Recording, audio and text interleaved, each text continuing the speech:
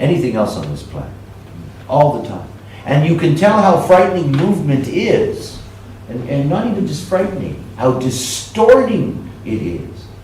I mean, one of the things that people find the most uncomfortable as an experience is dizziness. You know, dizziness is very upsetting to people. And yet here we are on a planet that's spinning so fast. It's ripping around the sun. It's so fast. I mean, our whole solar system is traveling at 445,000 kilometers an hour. I mean, that's fast, fast. And here we are, you know, sitting still, thinking that nothing's moving. So there is an illusion in all this movement, that it is hidden from us. And what is the 13th gate? The gate of secrets. Oh, how many secrets in movement have been hidden from us? Why do you think we all stand up and cheer Einstein? Oh, he found out a secret about movement, you know? I mean, there are so many secrets that are buried in that.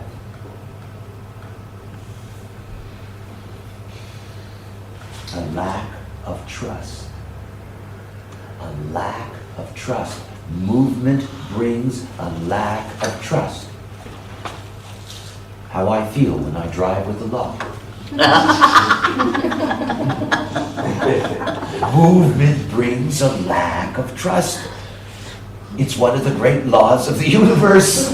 And it's something really, it's like, so what does that do for us? Does that ever feed our consciousness? It feeds our fear. It feeds our need to be more in control.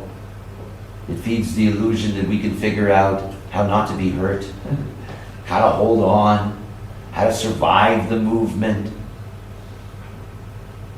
And yet movement is the life force. And the other thing that it brings the underlying fear, is that despite the fact that the form principle is designed to mutate, only the movement creates that. You know, it's one thing to be standing in the corner that says, hey, I'm designed to mutate. But it's another thing to mutate. You know? It's like saying, hey, I was born to wake up. Yeah. Keep your shoes on. You know, big difference actually waking up. So this is these underlying fears that are there in this movement, and this is the fellowship of man. This is the great Aquarian starting point. And in many ways, this is where we're going. It's where we're going because it never ends.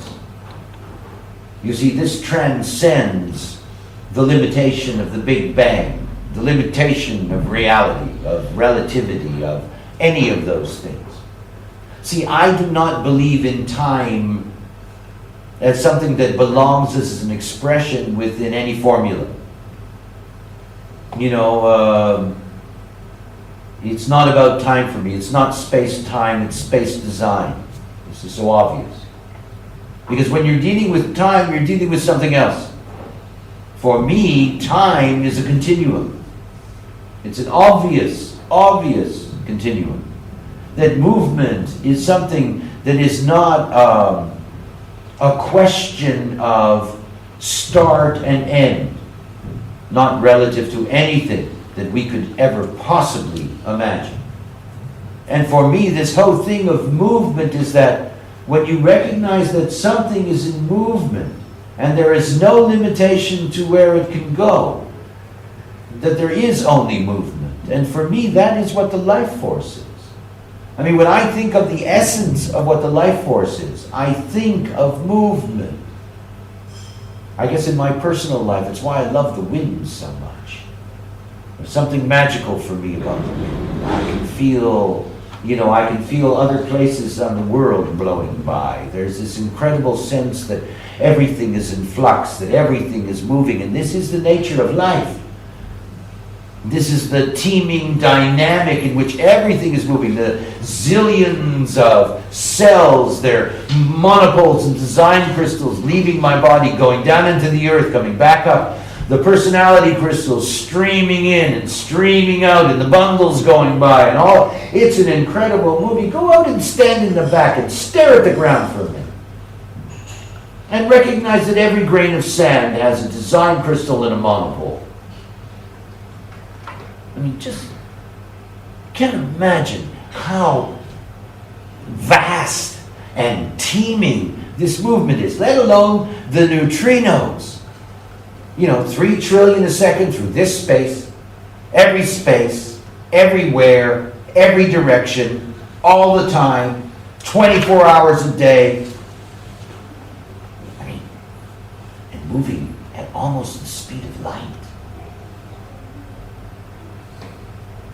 You see, the program is nothing but movement. It's how I describe the mystical beauty of looking at a transit and recognizing that you too are a transit, a concretized transit in the moment of your birth, that everybody experiences as a transit. We have this vast matter principle that's penetrating us in the movement. Not only is it moving, but we're spinning and rotating and flying. And there's this incredible movement coming through, and every few seconds a human being is born. A concretization of this movement in the flow.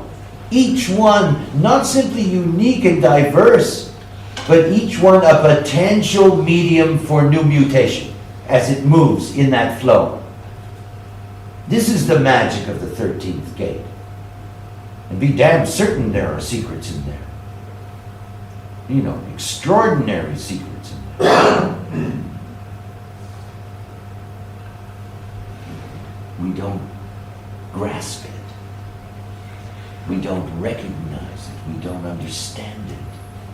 After all, it's the polarity to what is the establishment of our mental gifts. This isn't the ajna strand.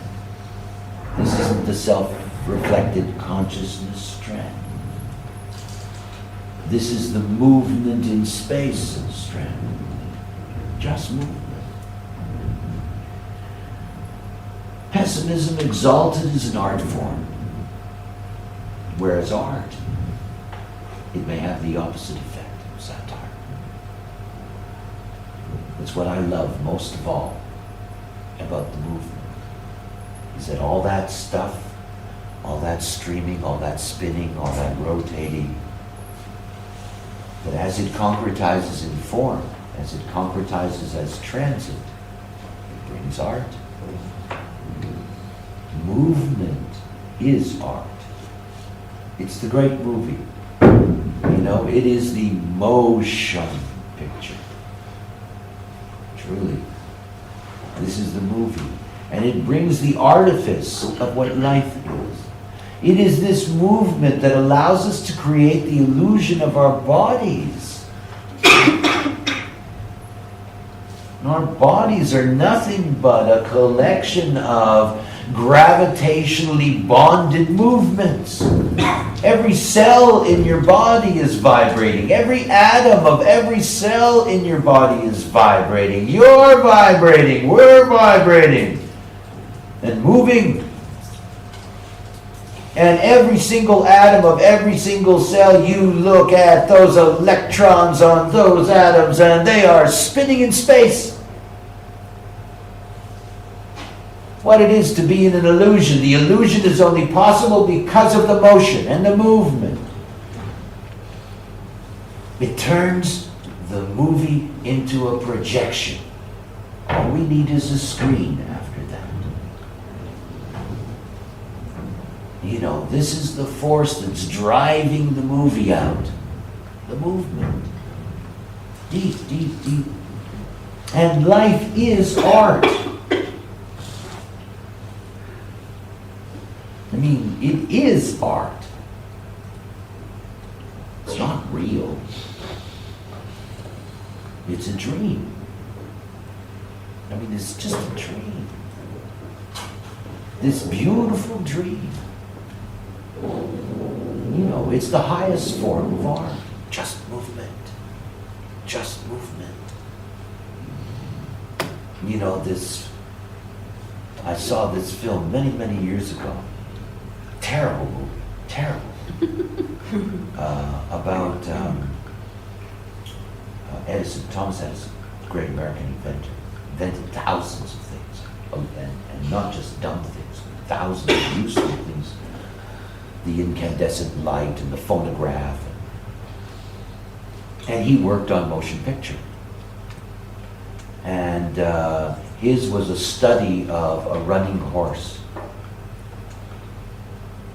And how amazing it was to see this, each and every one of these frames, this fixed, lifeless frame, each one fixed and lifeless, an imprinting, and nothing more than an imprinting. You could have carved it into stone, and then you put it beside the next one, and you don't really notice anything. There really isn't anything really different between the first one and the second one. Well, there is, but it's minuscule. It's just another imprint. It doesn't mean anything. And then you put 50 or 60 of those frames together and you make it move. Wow, this is us. You can't understand how much you are a two-dimensional cutout. I mean, that's what the form principle is, two-dimensional cutout. But if you take that two-dimensional cutout and you start spinning it, it takes on a holographic three-dimensional quality. And what we're looking at here in these three together is just the principles of the three-dimensional environment. Einstein's law. E equals mc squared. Movement, speed of light. It's the speed of light that makes the difference. It's the speed of light that creates all this. We always had energy and matter. It was always there, dormant or otherwise. No Big Bang without a residual energy and matter. Not possible. What makes the difference? Movement. Movement is everything. For years, you all have good educations in design. I talk about the abstract way, I talk about the past. And when you see where that comes from in my knowing, and how important, when I talk about the human experiential way, and I talk about the reflection that's there at the end of the process, this is what we're all about. Without this movement, we're nothing. We have no libraries, we have no history, we have no true science, we have nothing, nothing. It's the movement that creates all that. It's the movement that gives us a sense that this is a life. Really. And how hidden it is from us. Because you see, what hides it is the form principle, and the form principle isn't on this arm. It has to be brought together by some other force. And I want you to see that these incarnating strands are like that. It's not that when you see them, the person, the being that incarnates on an aspect of one of these strands, it's not about seeing that, well, they don't have this, so, they're not moving or they're not whatever. But it's about understanding that their overall process is going to be oriented in that direction. And it is part of what their contribution is going to be if you could see them awake on their cross, living out their profile correctly. Then you can see that active, differentiated contribution to the process of that strand. It seems clear to me that we're really going to understand sociologically humanity's progression by being able to map the gate dynamics of these various strands and see how they do and do not come together. We're in a different realm here. It's all motion. You've got the seventh gate. We're not even there yet. It's all just whoosh. So one side is the form and this side is the energy. We're looking at energy and matter. We're looking at the two basic, we're looking at the yin and the yang. We're looking at this basic construct, this basic duality. So form principle, and on this side what we're seeing is movement, the energy field. Without the movement, without the direction, there's nothing. And this is the monopole domain. All direction.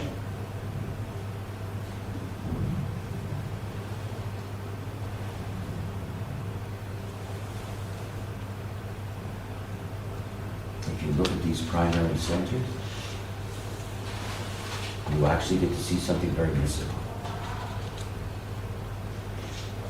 We saw that it's only three centers: the ajna, the spleen, and the ji. And if you look at the fundamental components of a human being, you see that a human being has three basic aspects: personality crystal, design crystal, monopole.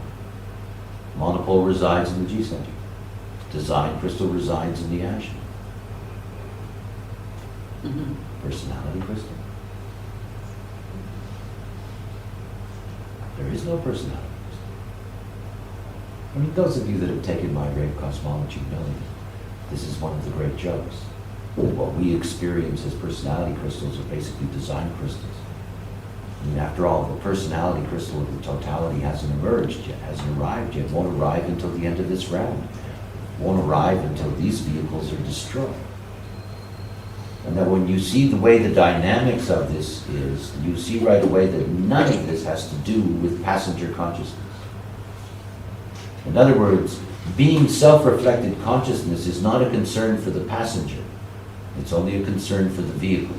It's like designing a great racing car and not being concerned about who drives it. You know? This is, you have to see that these are underlying principles. It's only when you get to the quantum, it's only when you get to what holds it all together that you can begin to see what it is to be us in all of this.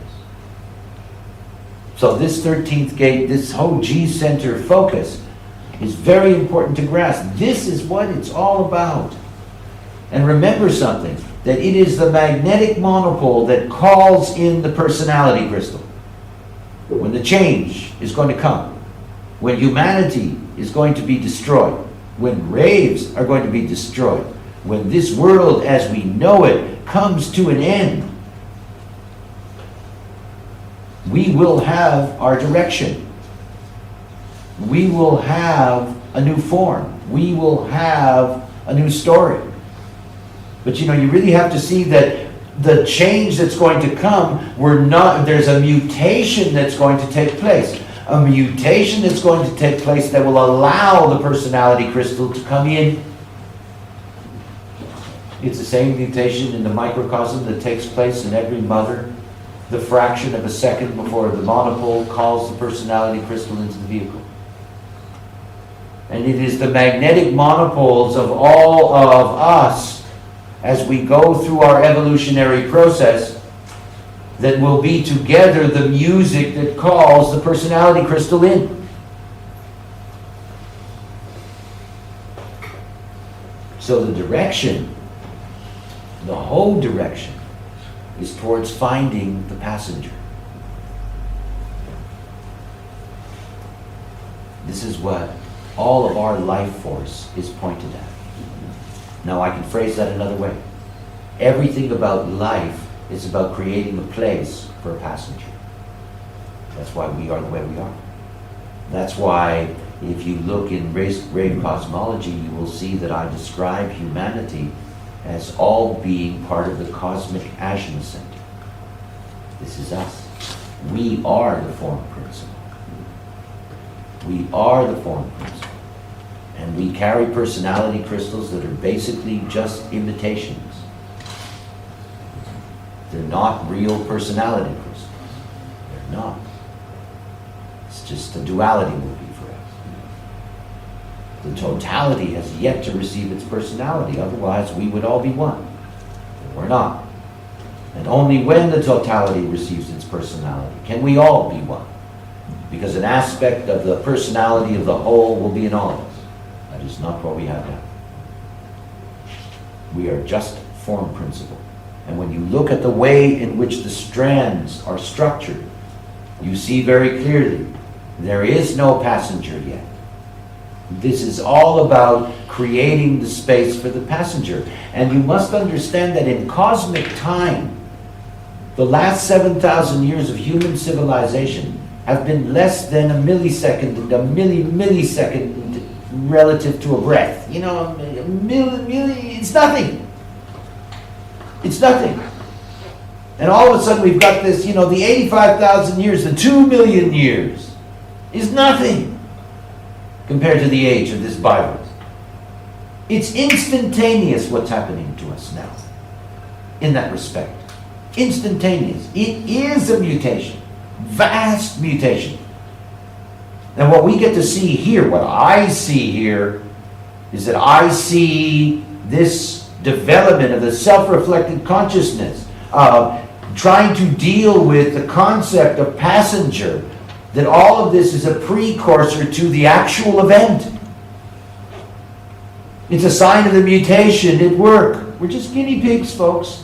Sort of. That's at least in the way in which we experience what it's like to be informed as not self.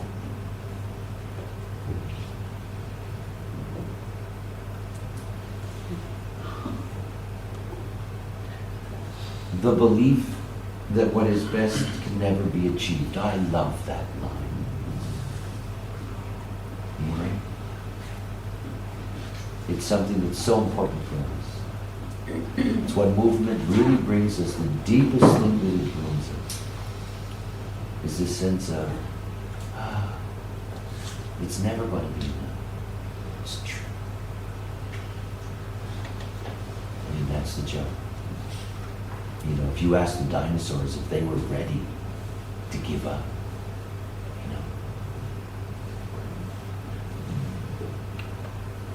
you know.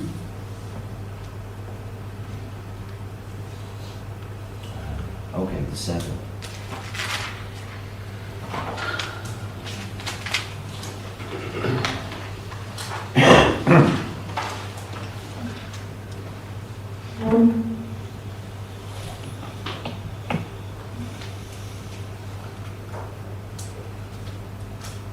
I do love this line. The line of the anarchist. I had my Saturn there. I was a very, very, very good nihilist. Anyway, the rejection of any institutionalized order. The future has no guarantees. The future has no guarantees. This is the way we're conditioned. This is what brings us into the future. If you only look at the first three strands, there is no future. There is always a present linked to a past, but not a place to go. A place where you've been, not a place to go. And where you are when you have a place to go is where you start and not where you end. You know, so this is the continuity. Again, my speculation that these strands have a way of integrating together, unless it's some kind of, you know, polarity thing. But my assumption is that we'll see that the 7th strand and the 13th strand, that they have this kind of relationship to each other. The rejection of any institutionalized order. And basically what this represents is it represents a basic understanding about the laws of mutation and movement. That if there is mutation in movement, that order is something that can never be fully accepted. Can't. Because things will fall apart. And one of the things about the rejection of this is the rejection of it in the sense that nothing is allowed to be perfect because the pessimism rules. In other words,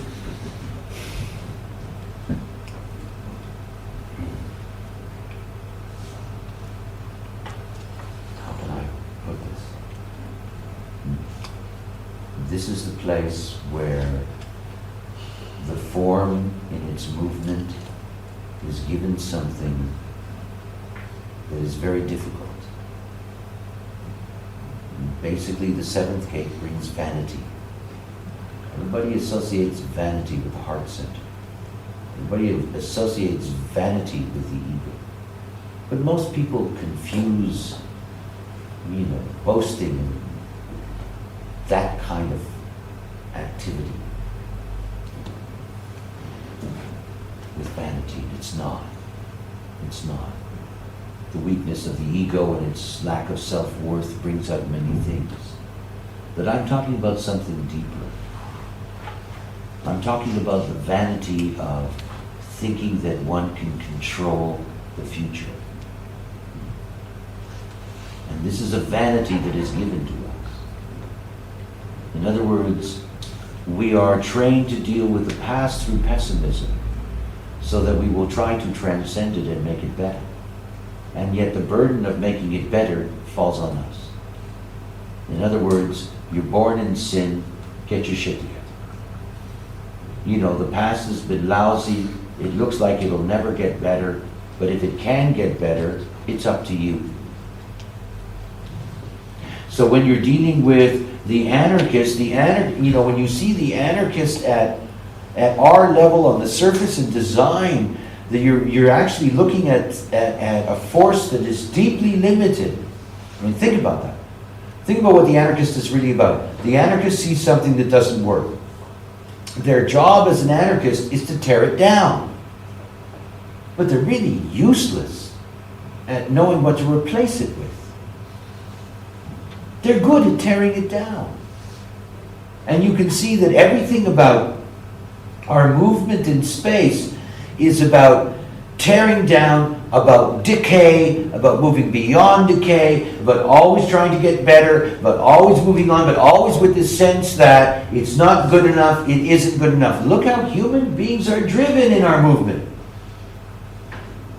We have a fanatical drive towards improvement, understanding, grasping, making it easier, controlling the future, guiding the future, insisting on knowing the future, insisting on being protected. So this vanity is a deep, deep, deep vanity. And of course, it is the emptiest of all vanities. Because built into it is the very inability to be able to control the future. And yet, we're designed to want to control the movement. Think about your body the moment anything starts moving under your feet. Think about how quickly you want to control that movement. I don't know how many of you have ever been in an earthquake, but I want to tell you there is a visceral fear that comes with the earth moving beneath your feet. It is incredibly spooky, and the first thing you want to do is stop that and control it. We have trouble with movement, sudden movement. Standing on a bus or a streetcar, and all of a sudden it jerks forward and everybody is flying in a direction. It's one of the things about us with movement. We're always trying to control this movement. We create machines that we can, control their movement, and we pretend that we're really in control of all of that, and we accelerate or decelerate and all of that. It fulfills this illusion that somehow we're in control of the future. And we're not. The strands do not have anything to do with the human potential for awakeness or enlightenment. It's not in the program. Does that make you feel good? It's not in the program. It's not in these 4 pillars. It's not. It's in the illusion they all create. You only wake up in the illusion. You're not waking up in form. It's the passenger that wakes up. You're passengers in illusion.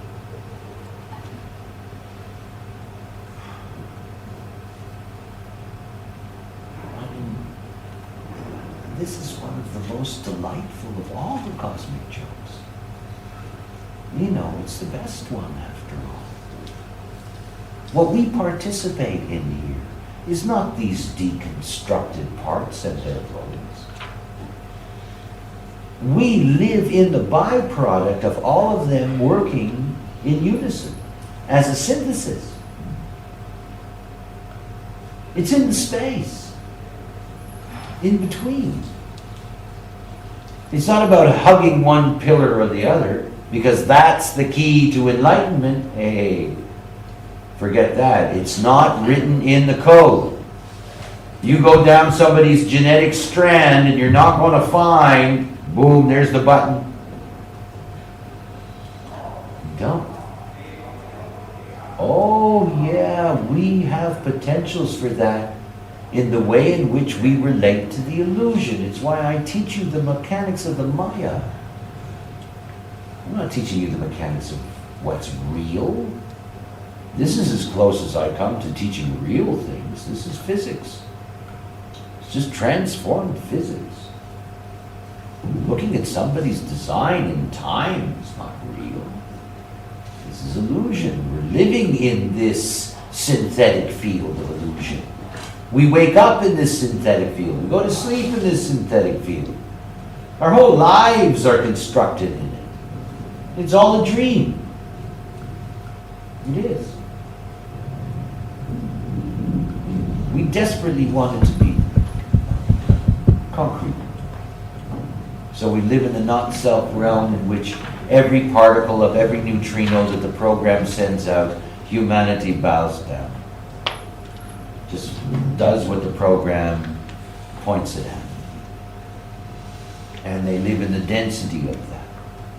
And in the density of that, in the not-self, in not being able to wake up to passenger consciousness, they have no chance but to be stuck to the pillars.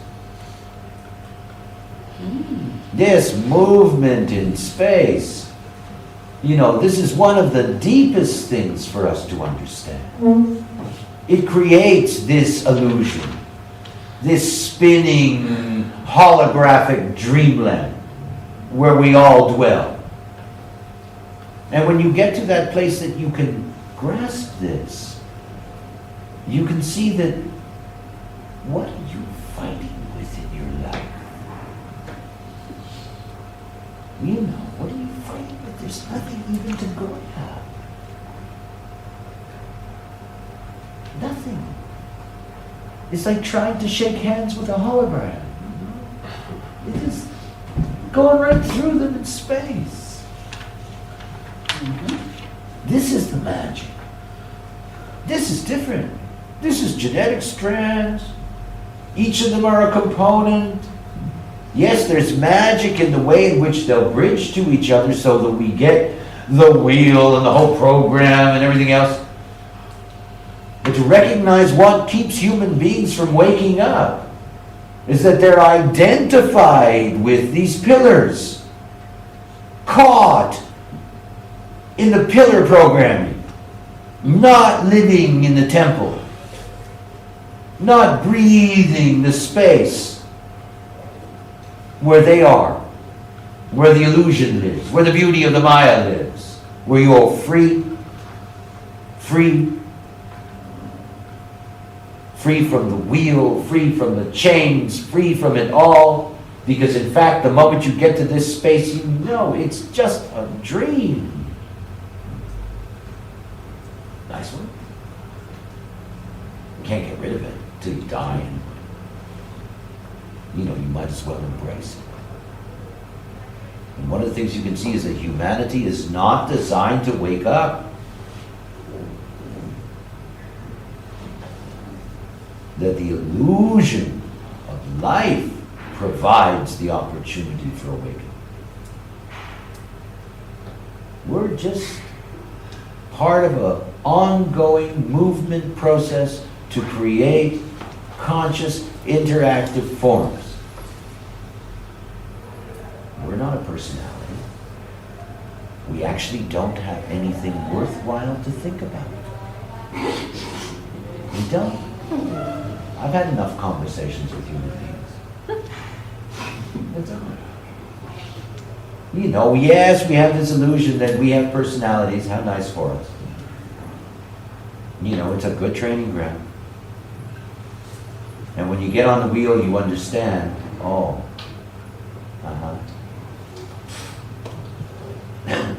just let the movement take you. You know, when you think about thinkers like Lao Tzu and his river, he didn't see it all, but he saw the 713. You know, this is the river. This is the great flow of life. You can't fight the river. Humanity has such a hard time, so if you're identified with the river, you're stuck.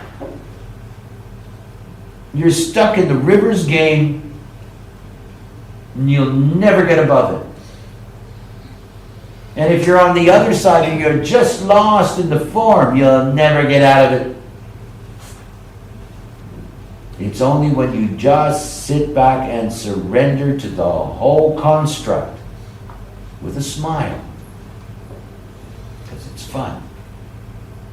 You know, when you're in the temple, wow, so different than messing around with the pillars. Okay, let's pray. One of the real keys is being able ultimately to be able to codify the strands. And I will give you the strand formulas tomorrow, and we'll talk about how we can begin exploring the actual strands themselves and how we can verify them.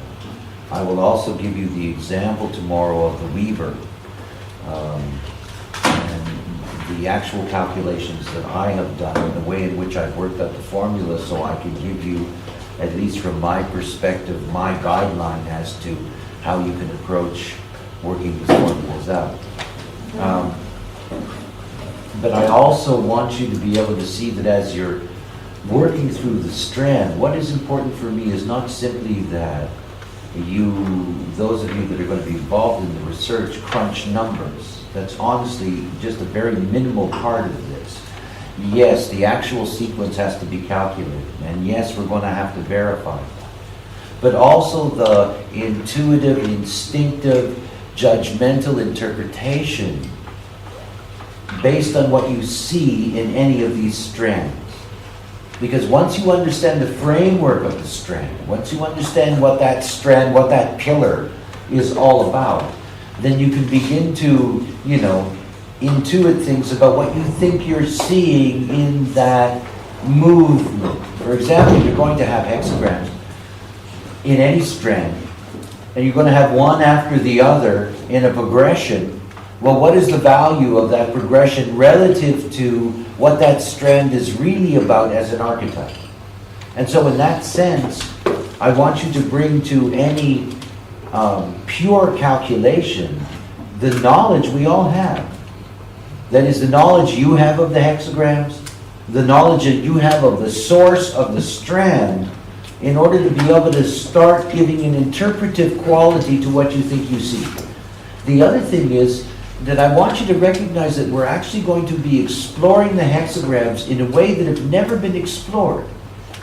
These are keynotes that were not given to me. I don't know the keynote of the relationship that each and every one of these hexagrams has, how their keynote can be mutated as a representation of what their role is on that strand given the nature of that strand. In other words, any of you who know multiple keynotes of a gate know that every time that you get a new keynote, so you see a gate in the normal configuration and then you see a keynote applied to it in terms of sexuality, it gives you another level of understanding beyond those two simple keynotes. So what we're looking at here is seeing a whole new keynote structure, but at a cosmic level. In other words, being able to say, all right, we have a new kind of circuit. If I can mix metaphors. We take a strand. What we're seeing in that strand is that we're seeing a unique incarnative or sequenced program. And that sequenced program is rooted in whatever that source is. Where we started this morning with the 24/6, with the gift horse. Well, look at what the gift horse really is if you look at it within the context of just the base. Now remember,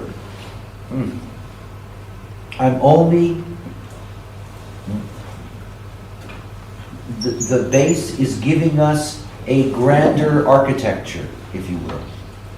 In other words, by being able to look at the source of the strand through a specific base, it gives us one of the elements of the overall architecture. In other words, what these pillars each are. And also for us to see very clearly that when we're looking at this component of the architecture, that you have to see that component itself cannot be without the rest. It doesn't exist without the rest. I mean, this is one of the things to understand about this kind of a construct. You know, we're deconstructing. We're separating things that are never separate. They're never separate. You know, we're separating things that are rooted in cause and effect. You know, and yet we're separating them. Just see them as a form.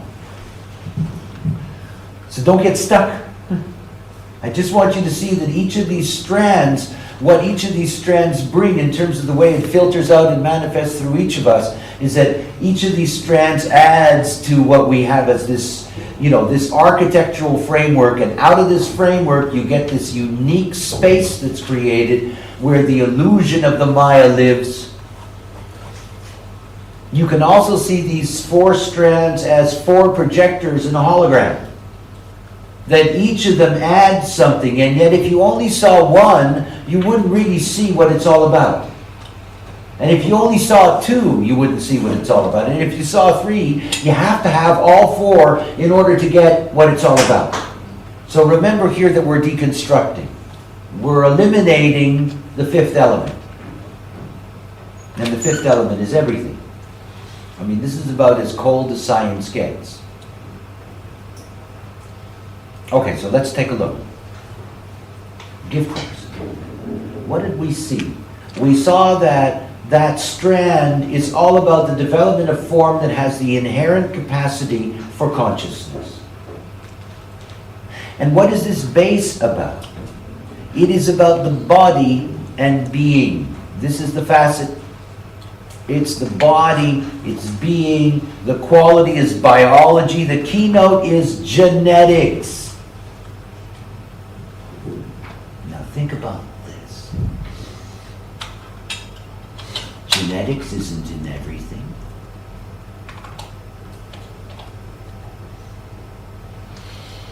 I mean, the assumption is that genetics is everything. But genetics isn't everything.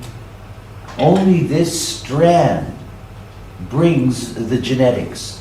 Now, it doesn't mean that it doesn't infuse everything else with it when you get to the illusion of the Maya. But as source, this is the genetic source. This is the underlying genetic principle. It's here in this base only.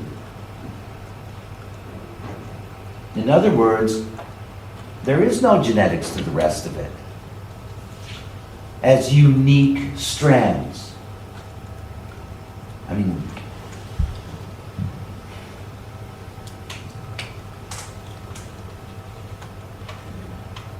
do you understand what geneticists are doing? They're examining the Maya. And in the Maya, everything seems to be genetic. You know? Because it happens to be the underlying principle of form. But it isn't the whole story.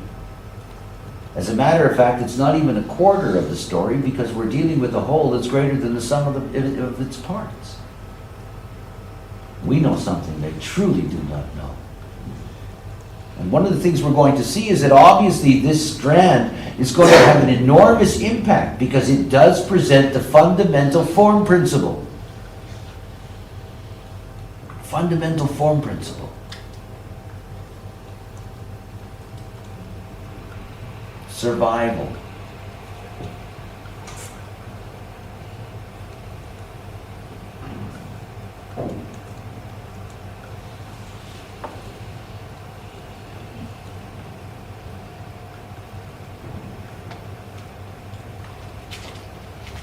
The 44. Interactivity. Interactivity and fear. That's the strand and the root of the strand. And what do we get as a facet? We get the ego. We get the design. You can see how the form principle is rooted in the 24-44. I mean, it's so deeply oriented towards the yin. And the quality here is human. If you go back, you see that the genetics is about biology. Genetics is about biology. But to be human isn't about genetics. Oh yeah, we'll see it's connected to genetics. But in and of itself, this strand is only about being human. Only. So the potential for being a human in terms of the life force and the way the life force works is limited to the contribution of this pillar. Because the rest of it isn't about human. You know, the form principle is just biology. In other words, anything that's alive is genetic. This is the infrastructure. But to be human, this is something else. You know, what I want to see is what happens when I take this human strand and I look for what is available in a mammal, in its matrix. Just to see what happens through the deductive process. To begin to understand things about special differentiation and why, I don't know why the boys told me that these forms have these separate matrices and why they have that. But I assume it's here. I mean, if you take the human away from the biology, it also says that you're going to have something very similar on the other side, on the energy side, because this is just the matter side. And the fact that this is a pillar that has as a quality the potential of human doesn't mean you get there, because it's not genetic. So what is it? You know, this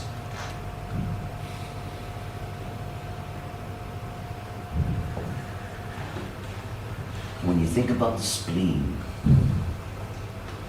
one of the things I always recognize whenever I'm discussing the spleen, the splenic center, is the pervasiveness of the lymphatic system.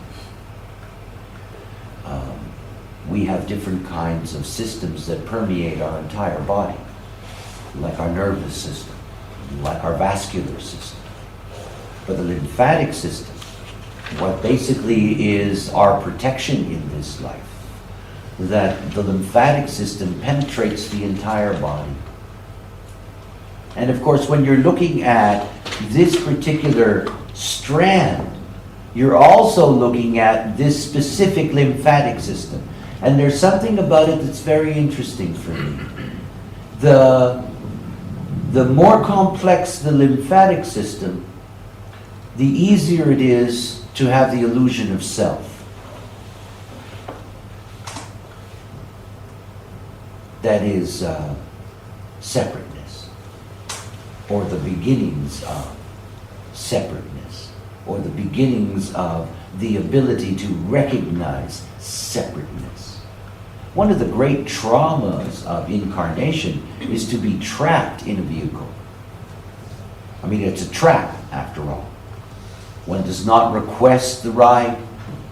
One cannot do anything on the ride. And one does not control anything after the ride.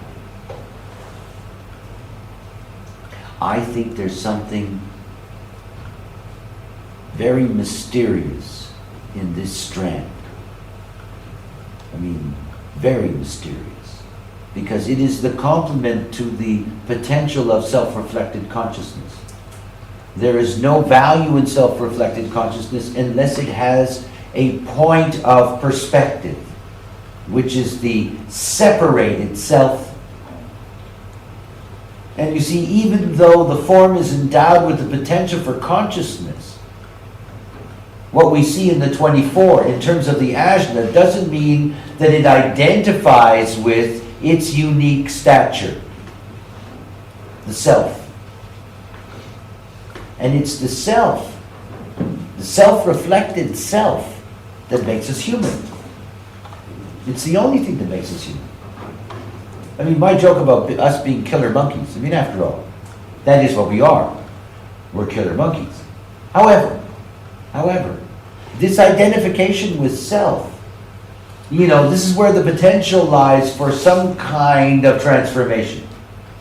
It's possible. Because there is uniqueness and differentiation. And uniqueness should be something that enlivens everyone's spirit. Should be. Doesn't mean that it does, obviously.